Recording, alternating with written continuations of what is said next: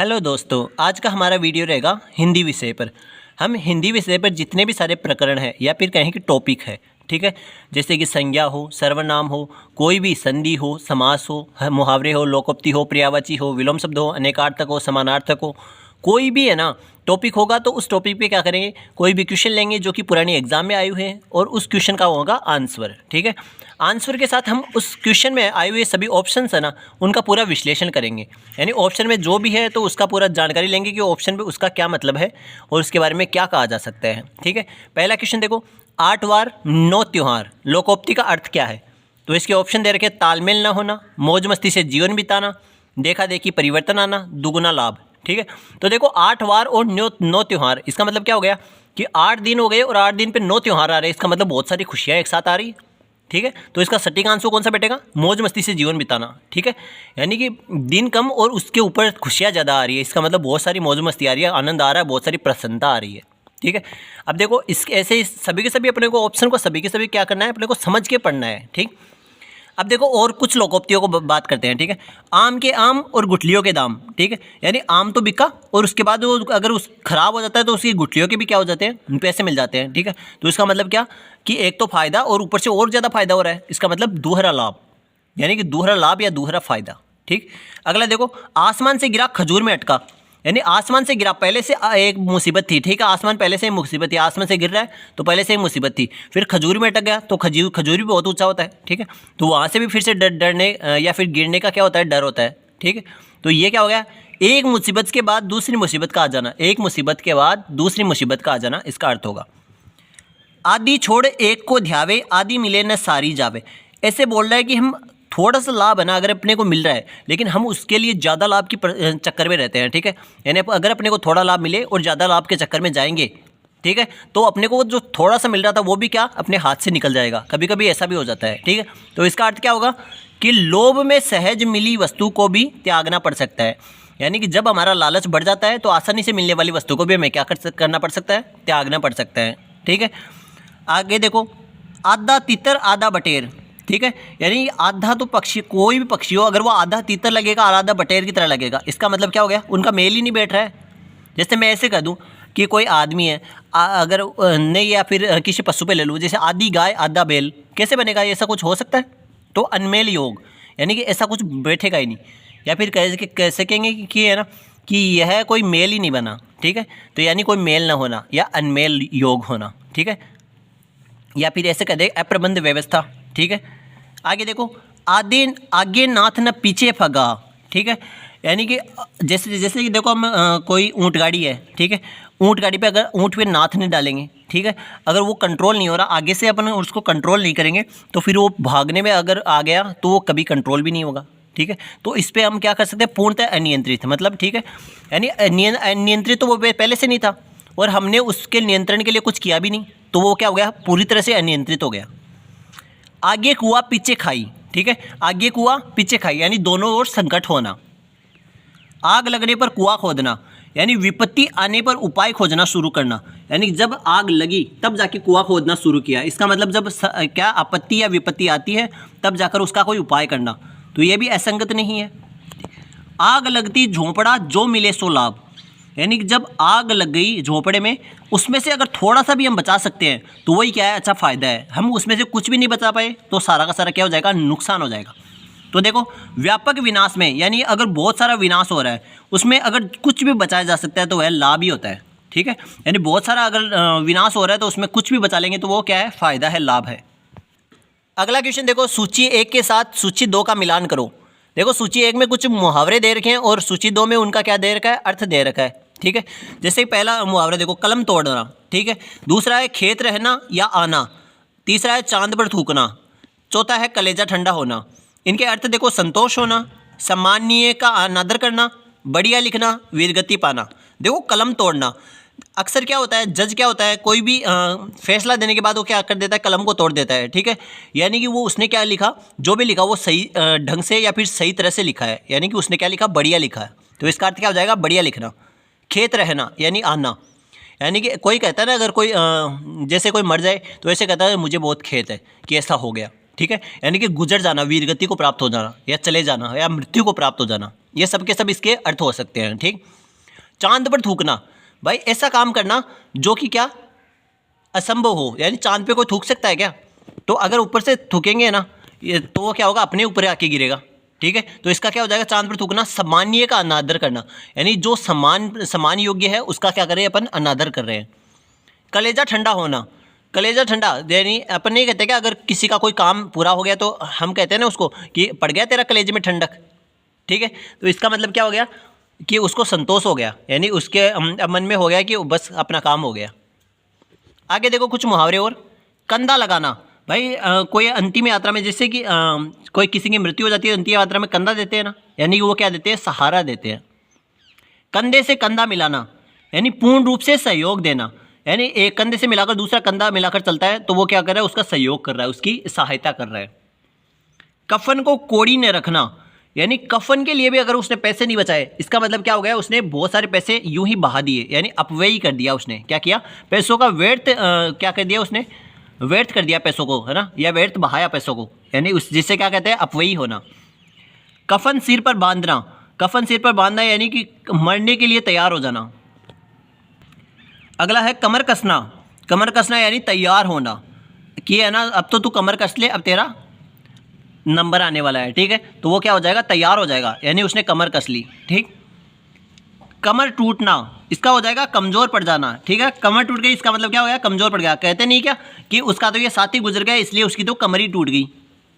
ठीक है, देखो इसका अर्थ हो गया कमज़ोर पड़ जाना। ठीक, अगला देखो कमान से तीर निकल जाना, इसका मतलब क्या हुआ, कमान से तीर निकलने के बाद कभी वापस नहीं आता।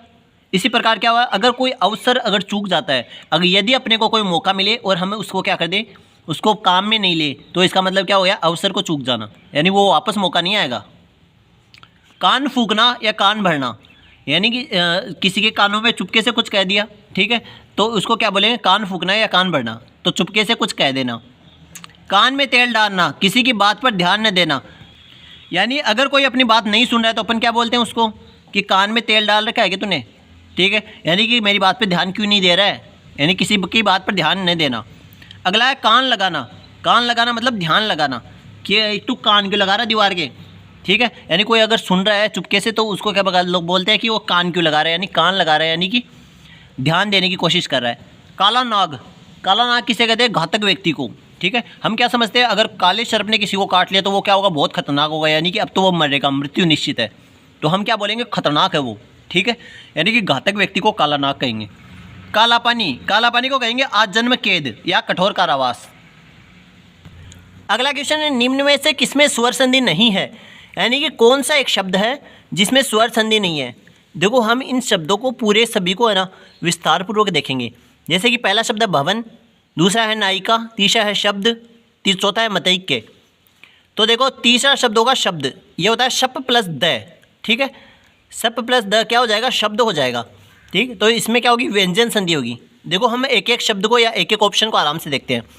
पहला देखो भवन, तो भवन का क्या होता है, भो प्लस अन होता है। ठीक है, भो प्लस अन होता है, इसमें होगा अयादि स्वर संधि। कैसे, इस भय में क्या हो गया, ओ आ गया, ओ के बाद में ए आ गया, यानी असमान स्वर। अगर ओ या औ के बाद में असमान स्वर आ जाए तो ओ का क्या हो जाएगा, औ हो जाएगा। ठीक है, और उसमें ए मिल गया तो वह पूरा हो जाएगा। ठीक, तो भय आधा, अव प्लस अन। ठीक है, तो भय में ए जुड़ गया, भय हो गया, वह में ए जुड़ गया, ए हो गया, और न हो गया भवन। ठीक, तो देखो हम अयादि संधि को पढ़ रहे हैं तो अयादि संधि को थोड़ा देख लेते हैं कि अयादि स्वर संधि होती क्या है। ए के बाद में क्या हो जाए, असमान स्वर, यानी ए आई को छोड़कर कोई भी स्वर आ जाए। ठीक है, तो ए का क्या हो जाएगा, आई हो जाएगा, और अन्य स्वर इसके साथ में जुड़ जाएगा। ठीक है, जैसे कि ऑप्शन देखो, उदाहरण देखो, चे प्लस अन। ठीक है, च के बाद में ए आ गया, ए के बाद में ए आ गया। ठीक है, तो ए का क्या हो गया, आई हो गया प्लस ए हो गया, यानी च प्लस आई प्लस अन। ठीक है, च में ए जुड़ा च हो गया, ये में ए जुड़ा ये हो गया, और न चयन। ठीक, ऐसे देखो एक और ऑप्शन, संचय प्लस ए। ठीक, संचय में सम प्लस चे में फिर से ए आ गया। ठीक है, प्लस ए। ठीक, तो ए का क्या हो गया, ए हो गया, उसमें ए जुड़ गया, तो संच प्लस ए। ठीक है, तो च में ए जुड़ा च हो गया पूरा, ये में ए जुड़ा ये हो गया पूरा। ठीक है, तो क्या हो गया, संचय, इसका पूरा ऑप्शन हो गया। आई के बाद में अगर असमान स्वर आ जाए, यानी ए आई को छोड़कर कुछ भी आ जाए, तो आई का क्या हो जाएगा, आय हो जाएगा, और उसके बाद में असमान स्वर जो है वो अन्य स्वर के रूप में जुड़ जाएगा। ठीक है, जैसे उदाहरण देखो, दई प्लस इनी। ठीक है, तो द प्लस आई हो गया, इसमें प्लस ई हो गया, प्लस नी हो गया। ठीक है, तो आई का क्या बन जाएगा, आय बन जाएगा प्लस ई। ठीक है, तो द में आ जुड़ा दा हो गया, ये में ई जुड़ा ई हो गया, और नी दाइनी, इसका पूरा हो गया, संधि पूरी हो गई। नई प्लस इका, न प्लस आई हो गया, प्लस ई हो गया, तो आई का क्या बन गया, आय बन गया, न में आ जुड़ा आ बन ना बन गया। ठीक है, और फिर ए में है ना, ये में ई जुड़ा, ये में ई जुड़ा तो क्या हो गया है, ये हो गया, और का हो गया, नाई का पूरा बन गया है। ठीक है, विनय प्लस अक। ठीक, विन प्लस आई प्लस ए प्लस क। ठीक है, देखो आई में आई का क्या बन गया, आय बन गया, तो न में आ जुड़ा वी ना हो गया। ठीक है, फिर ये में ए जुड़ गया, यह हो गया, और क हो गया, विनायक। ठीक, फिर आगे देखो अयादी संधि को, ओ प्लस असमान स्वर आ जाए, यानी कि ओ के बाद में असमान स्वर का मतलब ओ औ को छोड़कर कुछ भी आ जाए, तो ओ का क्या हो जाएगा, औ हो जाएगा, और अन्य स्वर उसके आगे आ जाएगा। ठीक है, जैसे कि देखो उदाहरण, ओ प्लस ई। ठीक है, ओ का क्या हो गया, औ हो गया प्लस ई, यानी कि अभी बन गया इसका। अगला देखो, हो प्लस अन। ठीक है, हो में से देखो है अलग किया और ओ अलग कर दिया, फिर अन हो गया, तो ओ के बाद में असमान स्वर आ रहा है। ठीक है, ओ का क्या बन गया, औ बन गया, तो है प्लस ए क्या हो गया, है हो गया, वह प्लस ए क्या हो गया, वह हो गया, और न बन गया, हवन बन गया पूरा पूरा।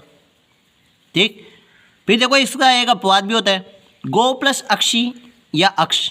ठीक है, गो में से ग अलग किया, ओ अलग किया, ओ का क्या बन गया, औ बन गया, अक्ष का यहाँ पे आक्स बन जाता है, इसलिए क्या है, ये अपवाद है, तो क्या बन गया, ये ग प्लस औ प्लस आक्स। ठीक है, अक्षी या अक्ष का क्या बन गया, आक्स बन गया, तो इसका सही संधि क्या होगी, गवाक्स हो जाएगा। देखो अगला देखो, गो प्लस इंद्र, तो ग हो गया और ओ हो गया, तो ओ का तो क्या बन गया, औ बन गया, तो क्या हो गया, ग प्लस औ प्लस इंद्र। ठीक है, तो क्या बन गया, गविंद्र बनना चाहिए था, लेकिन ये यहाँ पे क्या बनता है, गविंद्र बनता है, तो ये भी क्या हो गया, अपवाद हो गया। भाई गविंद्र बनना चाहिए था, भाई वह के अंदर ई जुड़ेगा तो वी बनेगा ना, तो लेकिन ए बन गया, तो इसका मतलब क्या हो गया, गविंद्र, यानी कि अपवाद हो गया। ठीक, अगला देखो, पू प्लस इत्र। ठीक है, तो पवित्र बनता है, देखो कैसे बनता है, यहाँ ऊ क्या हो गया, औ में बदल गया, लेकिन हमने क्या देखा है कि औ में कौन बदलता है, ओ बदलता है, लेकिन यहाँ पे क्या हो गया, ऊ औ में बदल गया, तो प प्लस औ प्लस इत्र पवित्र हो गया। ठीक है, फिर अगला देखो, चौथा इसका रूल अयादी संधि का, औ प्लस असमान स्वर, औ के बाद में अगर औ को छोड़कर कोई भी असमान स्वर आ जाए, तो औ का क्या हो जाएगा, आव हो जाएगा। ठीक है, और अन्य स्वर उसके आगे आ जाएगा। पौ प्लस अन। ठीक है, पौ में से देखो औ को अलग किया, औ का क्या कर दिया, आव कर दिया, तो प प्लस औ का आव हो गया प्लस अन। ठीक है, तो प में आ जुड़ा पा, वह में आ जुड़ा वह, और न पावन। ठीक, अगला देखो, भौ प्लस अना, भौ में से भय को अलग किया, औ को अलग किया, और अना, औ का आव हो गया, तो भय प्लस आव प्लस अना, भय में आ जुड़ा भा, वह में आ जुड़ा ए ना, भावना। ठीक, अगला देखो, मतई के, अब देखो अपना द ऑप्शन था मतई के, वो देखो मत प्लस आई के, तो मत मैं तय हलंत प्लस ए प्लस आई प्लस के। ठीक है, तो ए प्लस आई क्या हो गया, आई हो गया। ठीक है, तो ये क्या बन गया, मतई के। ठीक है, इसमें कौन सी संधि हो गई, इसमें जो अपने को पूछी थी, यहाँ पे कौन सी संधि हो जाती है, यहाँ पे वृद्धि संधि हो जाती है। ठीक है, तो यहाँ पे कौन सी संधि हो गई, वृद्धि संधि हो गई। ठीक है, देखो हम वृद्धि संधि के और उदाहरण भी देखेंगे। देखो ए या आ के बाद में अगर ए आई हो जाए तो बड़ी आई हो जाएगा। ठीक है, जैसे कि एक प्लस एक, तो ए का क अलग किया, ए अलग हो गया, फिर ए जुड़ गया, तो ए प्लस ए क्या हो गया, आई हो गया। ठीक है, तो एक प्लस आई प्लस क, तो एक कैक बन गया। ठीक है, ऐसे देखो वसुधा प्लस एव, वसुध को अलग किया, इसका आ अलग किया, और ए इसमें से लिया, तो आ प्लस ए क्या बन गया, आई बन गया, तो ये क्या बन गया, वसुधेव। अगला देखो, महा प्लस ऐश्वर्य, महा का मह अलग किया, प्लस आ प्लस ऐश्वर्य। ठीक है, तो आ प्लस आई का क्या बन गया, आई बन गया, तो महेश्वरीय। ठीक है, ऐसे देखो इसका दूसरा नियम क्या होता है वृद्धि संधि का, ए या आ के बाद में यदि ओ या औ हो जाए तो औ बन जाएगा। ठीक है, तो इसका क्या हो जाएगा, अधर प्लस ओष्ठ। ठीक है, अब देखो ओ आ गया तो इसका औ बनना चाहिए, लेकिन सिर्फ ओ बनता है, ठीक है। तो यानी इसका अध्रोष्ट बनता है, अद्रौष्ट नहीं बनता, औ नहीं बन रहा है यहाँ पे, औ नहीं बन रहा है। इसका मतलब क्या हो गया, ये अपवाद हो गया। अपवाद कौन सी संधि का हुआ, ओ किस में बनता है, ओ गुण संधि में बनता है, तो ये गुण संधि का अपवाद हो गया। ऐसे देखो दंत प्लस औष्ठे और औष्ठे दोनों सही है, लेकिन यहाँ पे क्या बनता है, दंतोष्ठे बनता है, यानी औ नहीं बन रहा है, यहाँ पे भी क्या बन रहा है, ओ बन रहा है, तो ये भी क्या है, गुण संधि का अपवाद है। अगला देखो बिंब प्लस ओष्ठ, अब ये बिंबौष्ठ भी बनता है और बिंबोष्ठ भी बनता है, यानी इसमें ओ भी बनेगा औ भी बनेगा, तो वृद्धि संधि तो इसमें होनी चाहिए, लेकिन ये गुण संधि का एक अपवाद भी होगा क्योंकि बिंबोष्ठ भी सही होता है।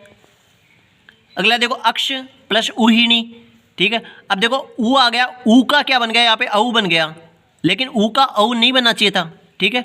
ऊ का क्या बनना चाहिए था, ओ बनना चाहिए था, लेकिन यहाँ पे क्या बन गया, औ बन गया, तो ये क्या है, वृद्धि संधि का अपवाद है, अक्षौहिणी। प्र प्लस ऊड, ऊ का क्या बनना चाहिए था, गुण संधि के अनुसार ओ बनना चाहिए था, लेकिन गुण संधि का यहाँ पे नियम नहीं लग रहा है, यहाँ पे वृद्धि संधि हो जाती है और प्रौढ़ बन जाता है। अगला देखो अपना शब्द, जो आंसर था शब्द।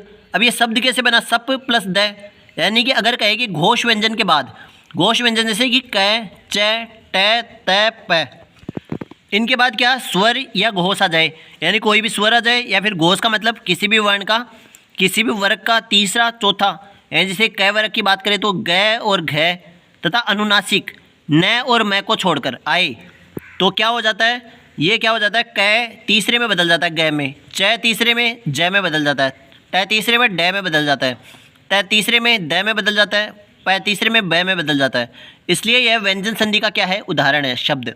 इसलिए अपना उत्तर क्या हुआ था, स्वर संधि नहीं थी तो वो शब्द में नहीं थी, ठीक है।